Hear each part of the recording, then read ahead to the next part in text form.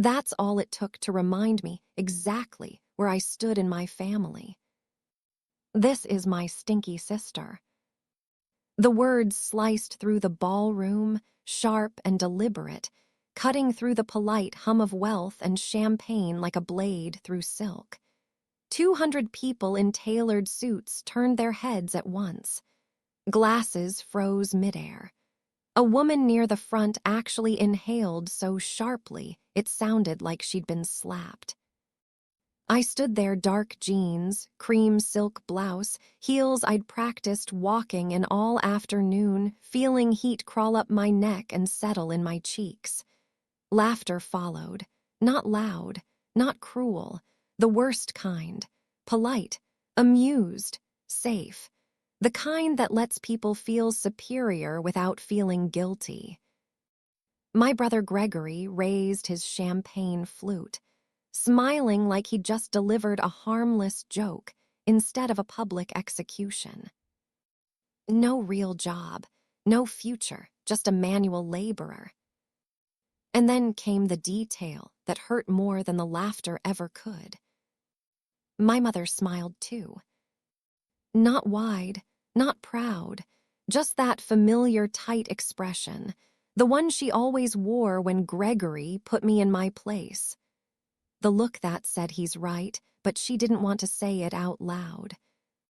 That was the moment something inside me went very still. Because humiliation, when it's public enough, doesn't explode. It crystallizes. But I'm getting ahead of myself. Let me tell you who I was before that moment, before the laughter, before the knife slipped between my ribs and stayed there. My name is Susie Fowle.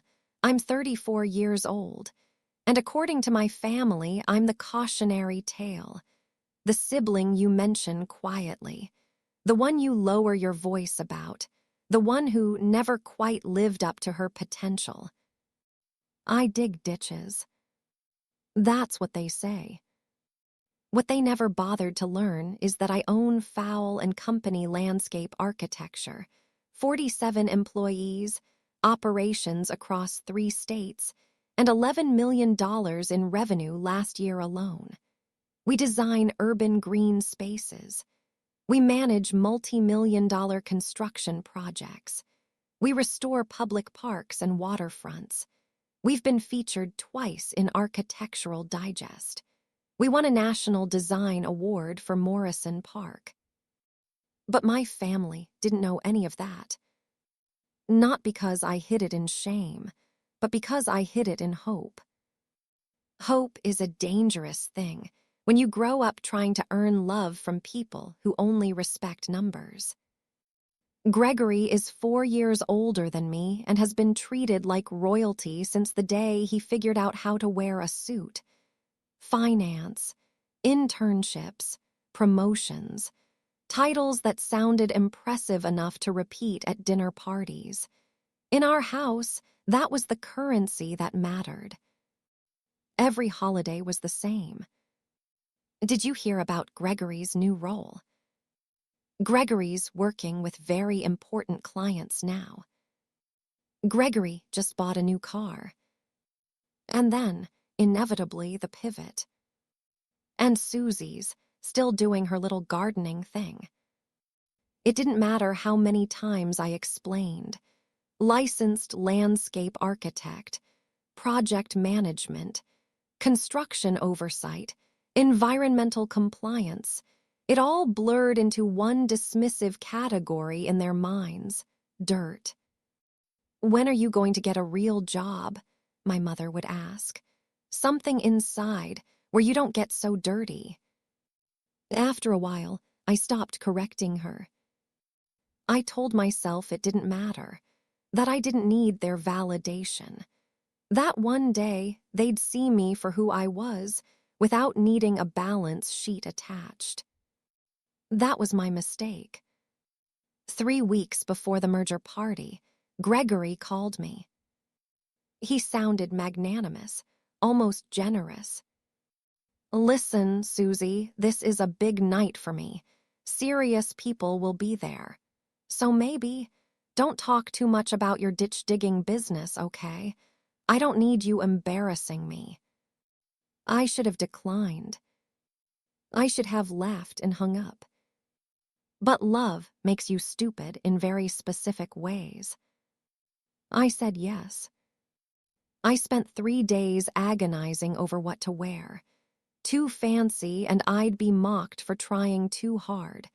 Too casual and I'd confirm every stereotype they already believed. I settled on something neutral, something safe, something that didn't announce success but didn't apologize either. When I walked into the ballroom that night, I actually felt hopeful. For exactly 4 minutes. Then I noticed where we were.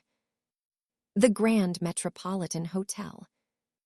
Specifically, the newly renovated Grand Metropolitan, complete with an award-winning outdoor terrace, sustainable garden installations, and a custom water feature. My work. My company designed it, built it, finished it 14 months earlier. There was a bronze plaque in the lobby with our name on it. Gregory walked past it without ever looking down. That should have been my warning. Instead, I grabbed a glass of champagne and tried to disappear into a corner. And that's when the knife came out. This is my stinky sister. Laughter, applause, approval. And me, standing perfectly still, realizing something far more painful than embarrassment. I hadn't just been underestimated. I'd been erased. And while everyone else laughed and moved on, I felt a quiet certainty settle in my chest. They had no idea who I really was. And they had no idea what I was about to notice. Because when you spend your entire life being overlooked, you learn how to watch. And that night, something was very, very wrong. Once the laughter faded, the party didn't stop. That was the cruelest part. People didn't rush to my defense. No one looked uncomfortable long enough to matter. The music resumed. Conversations picked back up.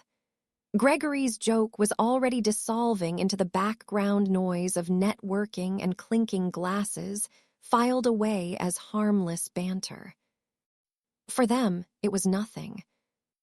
For me, it lingered like a bruise you keep pressing just to confirm it's still there. I tried to step away, but Gregory's hand clamped around my elbow, firm, proprietary, steering me like an accessory he'd temporarily misplaced. "Relax," he muttered through his smile. "Don't be so sensitive." Sensitive. The word landed with surgical precision. He kept me beside him as if proximity itself was part of the performance. Introduced everyone else properly. Titles, achievements, connections. When it came to me, he didn't bother repeating my name. "This is my sister," he'd say. "She works outdoors." People nodded politely, eyes flicking over me, already deciding how much attention I deserved, which was very little. Then Vanessa appeared. My sister-in-law had perfected a particular tone, sweet enough to sound kind, sharp enough to leave marks. She leaned in, lips close to my ear, perfume expensive and suffocating. "Oh, Susie," she murmured, glancing down at my outfit. "Couldn't find something nicer. I mean, it's practical, very you." Her eyes lingered on my shoes, then my hands, as if expecting dirt beneath my nails. I smiled, because smiling was easier than explaining why my jaw felt tight. "Thanks," I said. "I like your dress." She brightened instantly. Compliments were her native language. But then she missed the pause that followed. "Very tight," I added. She blinked, uncertain. Vanessa was never quite sure whether I was being sincere or subtle. That ambiguity bothered her. I let it. The next hour unfolded like a slow social execution. Todd Brennan showed up first. My ex. 8 years ago, he'd walked out of my life with a look of pity and a sentence that had replayed in my head more times than I cared to admit. You're going nowhere with that lawn mowing thing. He looked different now, artificially different.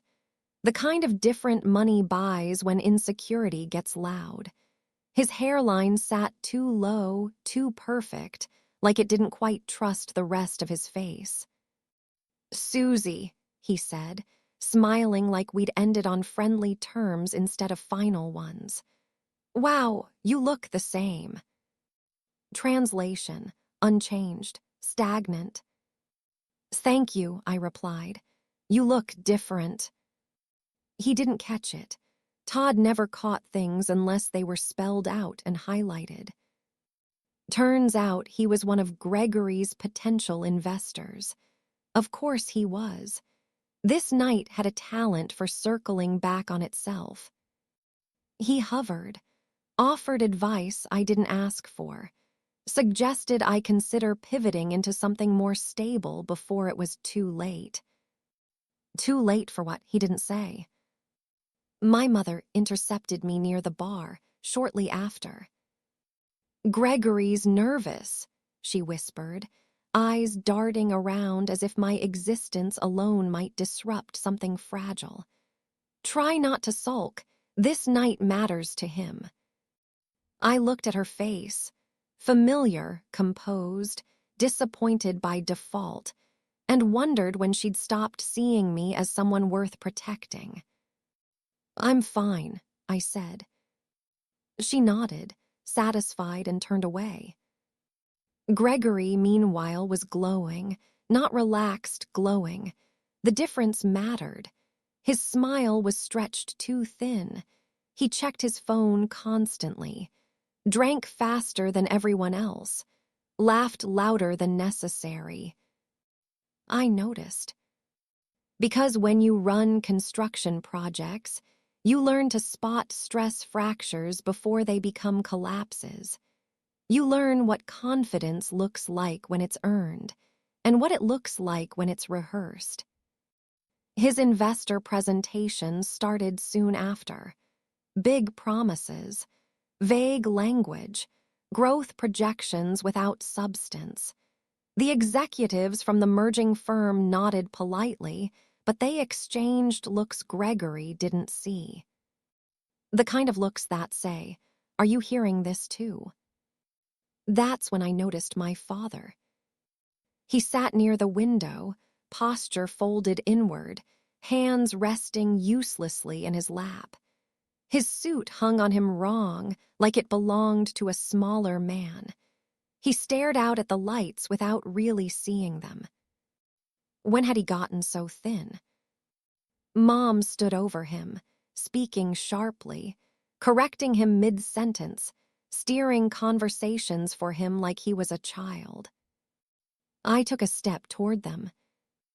Gregory intercepted me instantly. Not now, he hissed. Don't make a scene. I just want to talk to Dad. He's fine. You need to mingle. Then he lowered his voice. Todd thinks you might be useful for some of his lower-tier clients. Small landscaping jobs. It'd be good for you to have something on your resume. The word asterisk, useful asterisk, landed harder than the insult earlier. I felt something shift, not break, shift. Todd was already waiting, launching into a monologue about mentorship and guidance, and how I could have been something if I'd stayed with him. And then Vanessa's voice floated over the crowd, louder than necessary. She digs holes for a living, she laughed to a circle of women. I keep telling Gregory we should help her find a real career. Polite laughter followed. My mother was there.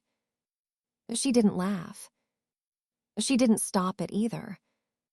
That was when I excused myself. Not dramatically, quietly, like I'd learned to do my entire life. I stepped outside onto the terrace. My terrace. Cool air hit my face. Jasmine, water, stonework I'd personally approved. Every detail out here was mine, my vision, my labor, my success. And inside, they were still laughing. That's when I felt it. It's not anger. Clarity. And behind me, as the doors opened softly, someone else stepped into the night. Someone who had been watching. The terrace was quiet in the way only expensive places can manage. Muted city noise, the low rush of water from the feature I'd designed, the faint scent of jasmine drifting upward. I rested my hands on the stone railing, feeling the coolness seep into my palms, grounding me. Inside, laughter flared again. Not for me this time. That almost made it worse. I stood there longer than I meant to, staring at the water arcs catching the light, remembering every argument over budgets, every late night reviewing plans, every morning spent on site before sunrise. All of it existed here, tangible and real, while inside that ballroom I was still the joke. My chest felt tight. Breathing required focus. That's when I heard footsteps behind me, unhurried, deliberate. "You did this," a man said calmly. I turned. He was older, late 60s maybe, silver hair neatly combed, posture relaxed in the way of someone who no longer needed to prove anything. His suit wasn't flashy. It didn't need to be. His watch caught the light briefly, subtle, devastatingly expensive. "The terrace," he clarified. "The water feature, the plant selection, the way it guides people outward without them realizing it, it's very well done." "Thank you," I said automatically. He smiled slightly. "You're Susie Fowl." That stopped me. Yes. "I recognize the style from Morrison Park," he continued. "I read the write-up, National Design Award. Architectural Digest covered it beautifully." The words settled in my body slowly, like warmth returning to cold fingers. "You know my work," I said. "I do," he replied. "I'm Warren Beckford." The name clicked into place like a dropped gear catching suddenly. Retired investment banker, industry legend, a man whose opinion could move markets without raising his voice. "Should I know you?" I asked. He chuckled softly. "Probably not, but I know your brother's type." The way he said it, without malice, without surprise, made my stomach tighten. "What do you mean?" He didn't answer immediately. Instead, he glanced through the glass doors at the ballroom. Gregory stood at the center, laughing too loudly, phone in hand, sweat just visible at his temples. "Your brother is nervous," Warren said, "and he should be." I felt the shift then, the moment where humiliation stopped being the story and something else took its place. Nervous about what? Warren turned back to me, expression measured. "His company is under federal investigation, securities fraud." The words landed without drama. They didn't need any. "That's not possible," I said. "Gregory's Gregory." Warren nodded. "That's usually how it starts." He explained quietly, efficiently. 8 months. Inflated returns. Hidden losses. Moving money to plug holes. The merger wasn't a promotion, it was an escape. a chance to disappear into a larger firm before the walls closed in. My pulse thudded in my ears. "And your father," Warren continued, lowering his voice further. "Has Gregory been handling his finances?" The question was so specific it felt invasive. "How did you?" "I didn't know," Warren said gently. "I recognized the pattern." He gestured toward the ballroom again, toward my father, still seated, still small. "When people like your brother feel pressure," Warren said, "they don't tighten their belts. They reach for lifeboats, and lifeboats belong to people who trust them." My throat went dry. Dad had mentioned money being tight. Confusion. Appointments Gregory insisted on handling. I'd brushed it off as age, as normal. Warren handed me his card. "Look into it," he said, quietly. "And if you find what I think you'll find, you'll need to decide what kind of person you're going to be about it." Then he left. Just like that. The doors closed behind him, sealing the music and laughter back inside, leaving me alone with water, stone, and a truth that wouldn't let go. That night, I didn't sleep. I lay on my back staring at the ceiling, Warren's words looping relentlessly. Federal investigation, securities fraud, lifeboats, trust. At some point, dawn crept in through the blinds, pale and unforgiving. I got dressed and drove. Not to my office, not home. To a job site. Watching my crew work had always steadied me. The rhythm of it, the quiet competence, steel meeting earth, plans becoming reality. I sat in my truck, old, dented, reliable, and listened to the morning come alive. And I made a decision. Not a loud one. Not a dramatic one. Just a firm internal shift from enduring asterisk to asterisk acting. At 6:12 a.m., I called Warren Beckford. He answered on the second ring. At 7:03 a.m., I called my father.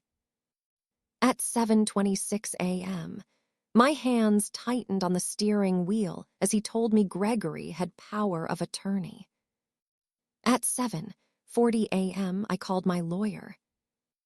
By noon, the outline of something terrifying and precise had begun to take shape.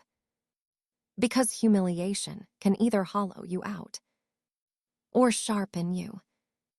And I was done bleeding quietly. Once the decision settled, everything slowed down. Not outwardly. On the surface, my life looked exactly the same. Same early mornings, same job sites, same meetings where people argued over stone samples like their lives depended on it. Same phone calls from my mother that ended with polite distance instead of warmth.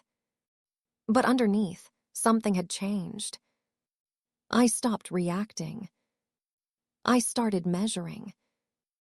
I called my father again 2 days later, this time with questions disguised as casual concern. What bank was he using now? When was the last time he'd seen a statement? Did he remember signing anything recently? His answers drifted. Not wrong, just incomplete. Like pieces missing from a puzzle he didn't know he was holding. "Gregory handles all that," he kept saying. "He knows what he's doing." That sentence lodged in my chest like a stone. I drove to my parents' house the following weekend. I didn't announce it. I just showed up, like I used to when I was younger and didn't yet understand that adults could disappoint you quietly. Dad looked older in daylight, smaller. His hands shook slightly when he poured coffee. Mom hovered, correcting him, finishing his sentences, steering him away from anything financial. I watched. I listened. I waited. When Mom stepped into the kitchen, I sat beside Dad and lowered my voice. "Do you know how much money you have, Dad?" He frowned, confused, not defensive, not embarrassed, just lost. I'm not sure," he said. "Gregory said it was better if I didn't worry about those things anymore." That was the moment the last doubt evaporated. You don't need rage to fuel revenge. Certainty works just fine. That afternoon, I made 3 calls. First, to my attorney. Rachel didn't interrupt while I explained. She didn't soften her response either. "If this is accurate," she said carefully, "you're describing elder financial abuse. That's not just immoral, that's criminal." The word *criminal didn't shock me. It clarified things. Second, I called a private investigator Rachel trusted, someone who specialized in financial fraud. He didn't ask about family dynamics. He didn't ask how I felt. "2 weeks," he said. "I'll tell you what's real." Third, I called Warren back. He wasn't surprised. "People like your brother," he said, "don't steal once, they practice." From that point on, I became invisible. I answered Gregory's texts cheerfully, congratulated him on the merger, asked harmless questions that made him talk too much, let him believe I was finally falling in line. I even apologized. Not for existing, never that, but for being distant. It cost me something to do it, but patience always does. While Gregory basked in his own reflection, I built a timeline. Bank transfers, property records, insurance policies, power of attorney documents. A new lien against my parents' house appeared 6 months earlier, $200,000 that hadn't existed before. I stared at the record long enough for my vision to blur. Dad had owned that house outright for decades. Someone had turned it into leverage. At night, sleep came in fragments. When it didn't, I lay still, replaying moments from childhood, Gregory, helping Dad with paperwork, Mom insisting Gregory was better with numbers, the way no one had ever questioned it because questioning Gregory was inconvenient. 2 weeks later, the investigator called. He didn't ease into it. "Your brother transferred $340,000 from your father's accounts into his own over the last 2 years," he said. "He took out the loan using documents your father likely didn't understand. There's more, but that's enough to act." I thanked him and ended the call.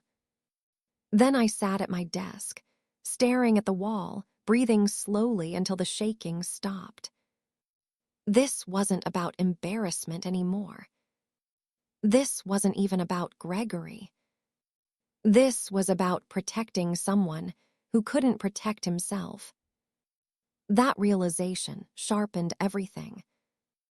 I brought in my accountant, reviewed my assets, calculated what it would take to undo the damage Gregory had caused, immediately, not eventually. I contacted an elder law specialist, quietly asked what safeguards could be put in place once things moved forward. And then I made one more call. A contact I'd met years earlier while working on a federal project. Financial Crimes Division. Calm voice. No wasted words. He listened. Then he said, "We're already watching your brother." That was when the final piece locked into place. The authorities needed timing. Control. A moment where Gregory felt safe enough not to run. And Gregory had already planned it for us. A family celebration dinner, upscale restaurant, new partners present, a night designed to showcase success. He thought it would be his victory lap. I saw it for what it was. A stage. So I smiled more, agreed faster, played the part better. Let him think the stinky sister was finally impressed.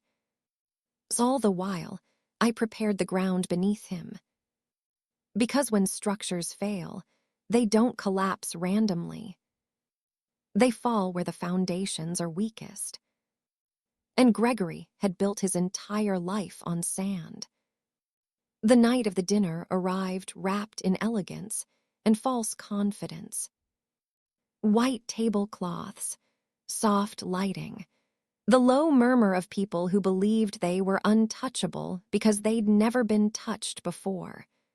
Carmichael's smelled like seared steak and expensive wine, the kind of place where success was assumed and failure was someone else's problem. Gregory was already there when I arrived, standing near the entrance like a host who'd mistaken attention for authority. His smile snapped into place the moment he saw me. "Susie," he said, scanning my dress with faint surprise.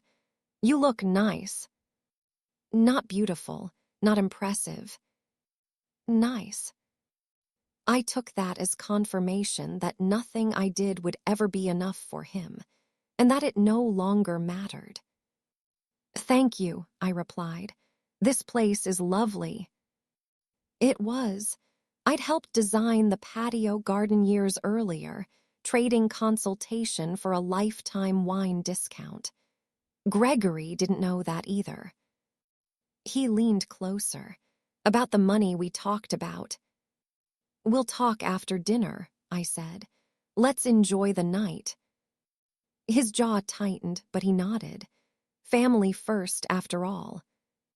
The private room filled quickly. Vanessa arrived glittering and tense. My mother sat upright, already judging the evening.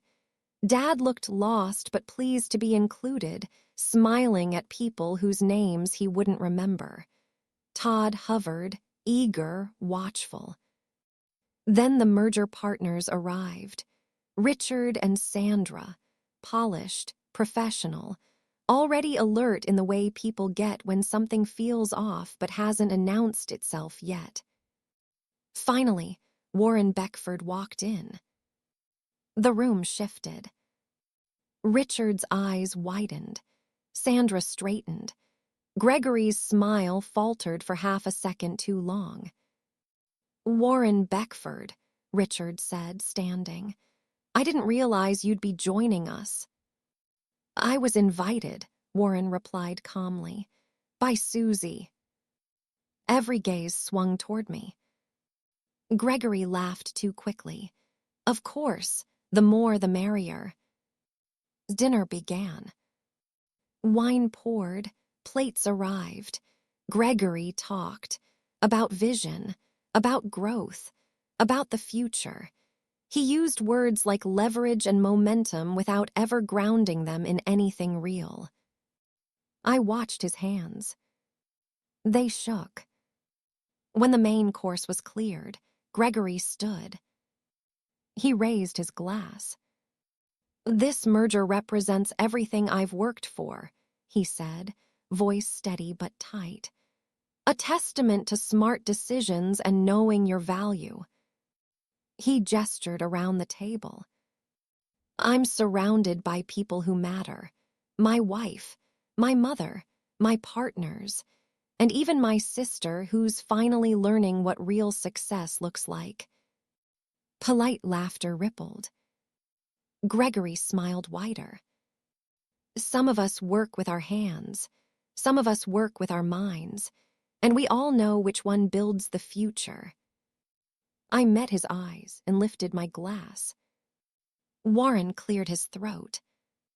"Before we toast," he said, standing slowly, There's something that should be addressed. Silence fell, not dramatic, just expectant. Warren placed a folder on the table and slid it toward Richard and Sandra. "What's this?" Gregory demanded. "The preliminary audit," Warren replied. "Something your partners requested after I suggested a closer look." Richard opened the folder. His face changed. Sandra leaned in, scanning the pages, her lips pressed together. "These numbers don't match what you presented," Richard said carefully. Gregory laughed. "That's outdated information." Sandra flipped another page. "This shows falsified reports going back years." The room stopped breathing. Gregory's phone rang. He grabbed it. "Hello." His color drained. "What do you mean they're there?" He looked up, eyes wild. That's when two people stepped into the room, quiet, composed, unmistakable. "Gregory Fowle," the man said. "I'm Agent Williams with the FBI. We need to speak with you regarding financial fraud." The woman beside him produced another document. "We also have a warrant related to elder financial abuse involving the accounts of Harold Fowle." Dad looked up, confused. "Susie," he whispered. Gregory turned to me. "You did this." I stood. "No," I said calmly. "You did." I looked at the table. My brother transferred over $300,000 from our father's accounts without informed consent. He took loans against our parents' home. He exploited trust while hiding behind titles. I turned to Richard and Sandra. "This merger would have made you complicit." Then to my mother. "You believed him because he sounded impressive." And finally, to Gregory. "I own a $12 million company, 47 employees, national awards, and I never told you because I wanted to matter without proof." The agent stepped forward. "Sir, please come with us." Gregory's confidence collapsed in real time. As they led him away, the room stayed frozen. The stinky sister remained standing. The room didn't explode into chaos the way movies promise. It unraveled. Slowly, quietly, like fabric pulled from a single loose thread. Chairs scraped back. Phones appeared in trembling hands. Vanessa stood so abruptly her chair nearly tipped, already dialing before she reached the doorway. Todd stared at the table as if the wood itself had betrayed him. Richard and Sandra spoke in low, urgent tones, eyes no longer curious but calculating, damage control already underway. My mother sat frozen. Her face wasn't angry or even sad. It was empty. My father was still holding my hand. His grip was stronger than it had been in months. "I didn't know," he said softly. "I should have known." I squeezed back. "You trusted your son," I said. "That wasn't a mistake." Outside, through the glass, I could see Gregory being guided into an unmarked car. No handcuffs yet, no spectacle, just the quiet end of a life built on appearances. The golden child didn't look golden anymore. He looked small. And for the first time in my life, I didn't feel responsible for that. I felt finished. The weeks that followed were methodical. Legal processes moved at their own pace, but I didn't wait for them to do the right thing. I paid off the fraudulent lien on my parents' house immediately. I set up a trust for my father's care.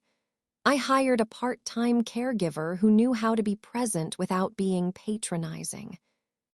Stress had accelerated his decline. With it gone, he stabilized. Most mornings now, he sat in the backyard, hands in the soil, reminding me where my love of dirt had come from in the first place. Gregory's case made local news. Securities fraud, elder financial abuse, asset freezes. His former company collapsed within days. The merger dissolved quietly, no announcement, just disappearance. Vanessa filed for divorce 48 hours after the dinner. Some people have excellent survival instincts. Todd left 2 voicemails. The first was awkward. The second was desperate. I deleted both, not out of anger, but because closure doesn't require conversation. My mother and I spoke once. She didn't apologize. Instead, she said something unexpected. "I never understood what you did," she admitted. "Gregory explained things in ways that sounded important. You never bragged." She looked at me then, really looked. I should have asked. It wasn't forgiveness, but it was acknowledgement. And sometimes that's enough. Life returned to its rhythm. Early mornings, job sites, muddy boots, long days that ended with tangible progress. The downtown riverfront project reached completion on a clear spring morning. I stood with my crew as water rose in clean arcs, sunlight breaking into tiny rainbows. They cheered. I smiled. This was what I'd built. Not just a company, but trust, stability, something that would outlast me. Warren and I had lunch once a week now. He offered advice, introductions, dry humor. "You know," he said once, swirling his wine, "watching that dinner was the most entertainment I've had since retirement." I laughed. Revenge, I learned, doesn't have to be loud. It doesn't need speeches or victory laps. Sometimes it's just truth, placed carefully, at exactly the right moment. Gregory had spent his life mocking work that got dirty. In the end, it was dirt that grounded me, and lies that buried him.